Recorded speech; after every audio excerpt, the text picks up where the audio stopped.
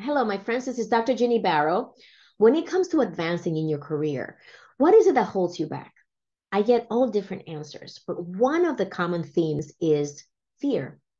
Fear of failure. What if I try that thing and it doesn't work out? What if people make fun of me for even attempting to go for it? And what if I fall flat on my face? I would feel so ashamed and humiliated if I fail. And that is a legitimate feeling, the feeling of fear. And fear is also a byproduct of being in an environment where we don't feel psychological safety.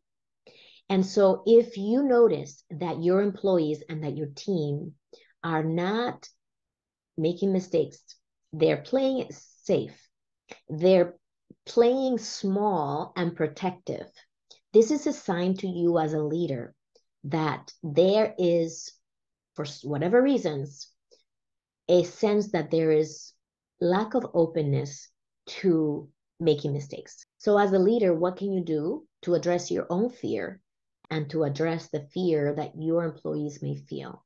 It may be easier than you think.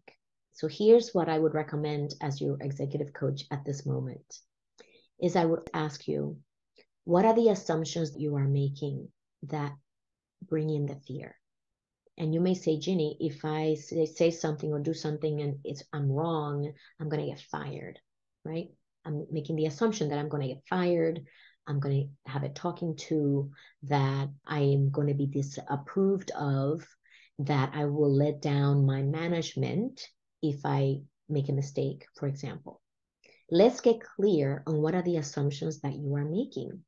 Similarly, as the leader of a team that is not showing up, that is playing small, what are the assumptions that they could be making about you and how you will handle when they make a mistake? Perhaps they're not wrong. Perhaps they've already witnessed what happens when they make a mistake. So I would ask you, how have you handled in the past when they make a mistake? What is your reaction versus your response?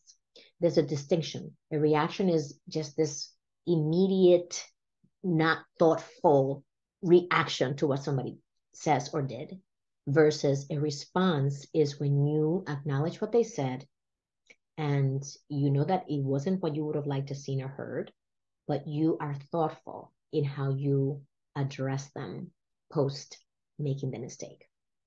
So that is the question for you. How have you reacted in the past?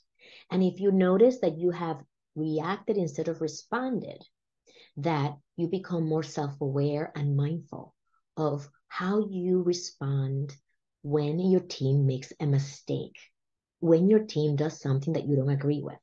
So I will leave you with that, and you will notice what difference it's going to make when you begin to show up differently, more self-aware, mindful of your own behaviors, and aware, mindful of the assumptions that you are making. And if you notice some of those assumptions are completely fictitious, then that will give you courage to be more bold and to take more risks.